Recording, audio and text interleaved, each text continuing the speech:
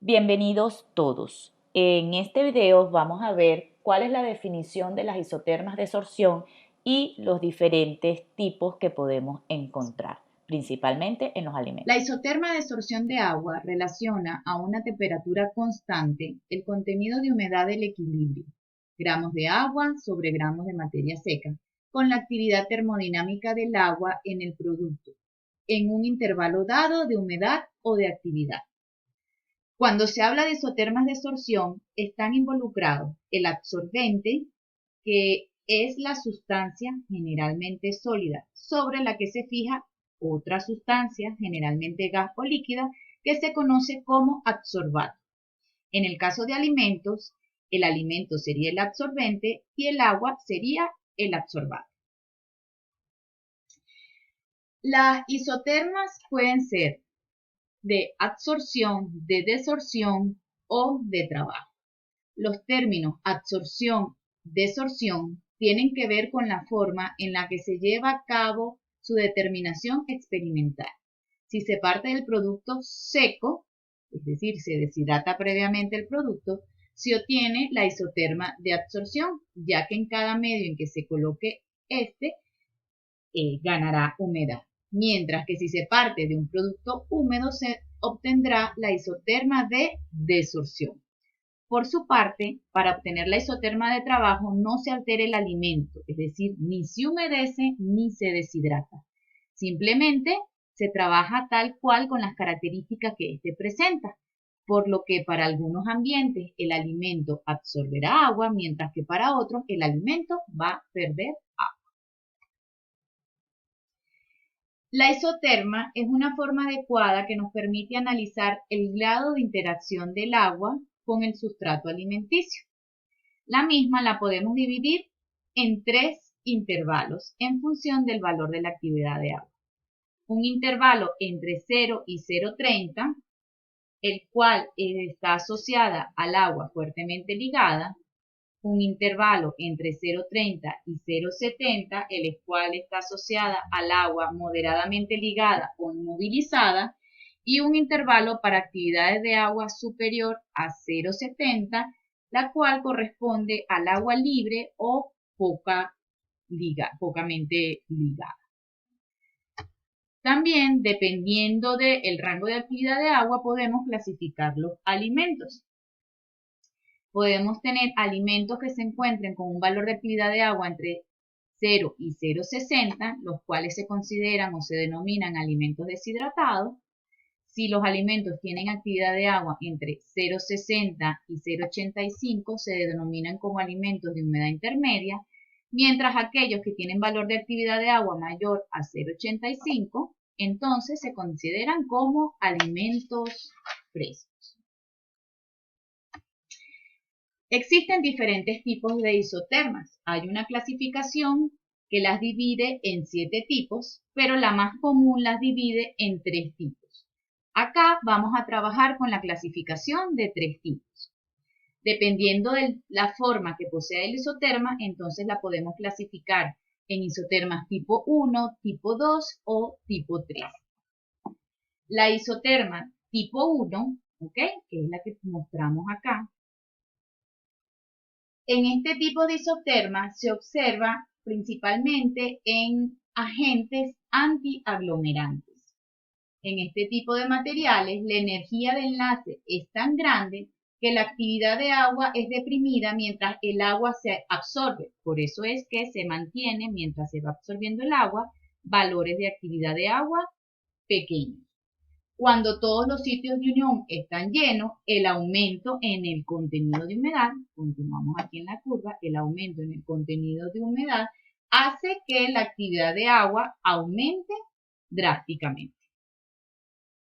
Por su parte, las isotermas tipo 2, también conocidas como isotermas sigmoidales, son las isotermas que presentan la mayoría de los alimentos. En este tipo de isotermas se conjugan tanto los efectos capilares como los efectos de la ley de Raoult y las interacciones entre la superficie del agua. Y dependiendo de cómo se conjugan todos estos efectos, entonces vamos a tener una S más pronunciada o menos pronunciada. Por su parte, el tercer tipo de isoterma corresponde a los materiales o las sustancias principalmente cristalinas como el azúcar. En este isoterma se muestra que hay poca ganancia de agua. Inicialmente tenemos poca ganancia de agua a medida que va aumentando el valor de actividad de agua y es más o menos alrededor entre 0,7 y 0,8 de actividad de agua, en lo cual empiezan a aumentar el contenido de humedad. Esta poca ganancia de agua hasta estos valores de 0,7 o 0,8 se debe a que el agua solo se asocia a los grupos OH presentes en la superficie del cristal. A medida que aumenta la actividad del agua, el agua comienza a penetrar dentro del cristal, causando la disociación de las interacciones azúcar-azúcar y se obtiene una solución, con lo que aumentan las asociaciones del agua con el soluto y por eso es que aumenta el contenido de humedad. En esta gráfica podemos observar las isotermas que se obtuvieron para 3 alimentos. La roja corresponde a un almidón, la azul corresponde a la aceína, fíjense que esas dos poseen isotermas tipo 2, mientras que la de los triangulitos marroncita corresponde a lo que sería la sacarosa, que es una isoterma tipo 3, ya que esto es un azúcar. Ahora vamos a hablar de lo que sería el fenómeno de histéresis. Las isotermas de absorción y de desorción generalmente no se sobreponen, sino que hay una separación entre ellas. Esta diferencia entre las curvas es lo que se conoce como histéresis. Este fenómeno se presenta en la mayoría de los alimentos higroscópicos.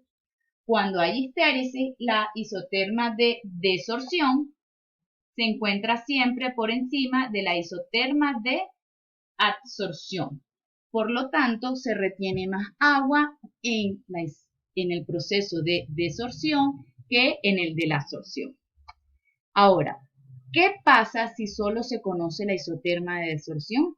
Piensen un momento, ¿qué puede ocurrir si solo conocemos la isoterma de desorción? Lo que puede ocurrir es que al hidratar un alimento se obtenga un producto con una actividad de agua superior a la esperada. Puede ocurrir deterioro. ¿Por qué? Supongamos que hidratamos un alimento a un contenido de humedad de 10 gramos de agua sobre 100 gramos de sólido, que es esta línea azul. Si solo conocemos la isoterma de desorción, entonces el valor de actividad de agua que esperaríamos obtener en esa muestra, ¿ok?, resultaría alrededor de 0,30. Pero si estamos hidratando el material hasta el 10, a un contenido de humedad de 10, resulta que estaríamos trabajando con la isoterma de absorción y para ese valor de humedad, el valor de la actividad de agua es mucho mayor, 0,55 aproximadamente. Entonces, si solo conocemos la isoterma de desorción, podríamos esperar, ¿ok?, podríamos obtener una actividad de agua superior a la esperada, con lo cual me podría llegar a tener deterioro en mi alimento. No está de todo claro el por qué ocurre el fenómeno de la histéresis. La opinión general es que la isoterma de desorción representa un estado metaestable. De este modo, el proceso de desorción es irreversible, por lo que falla en el requerimiento de condiciones de equilibrio termodinámico. Sin embargo, existen algunas razones posibles por las cuales permiten explicar este fenómeno, que son las que se presentan. La principal sería la interacción del agua dentro de los poros. En este caso, el agua no entra y sale al poro de la misma manera, por lo que las curvas de absorción y desorción no se sobreponen y por eso ocurre la histéresis. Luego tenemos el hinchamiento de materiales poliméricos que puede ocurrir durante el proceso de absorción. Entonces, este hinchamiento genera que se pongan al descubierto sitios activos polares que no estaban disponibles inicialmente, por lo que si posteriormente se estudia la desorción del agua, ya el material no se comporta de la misma manera.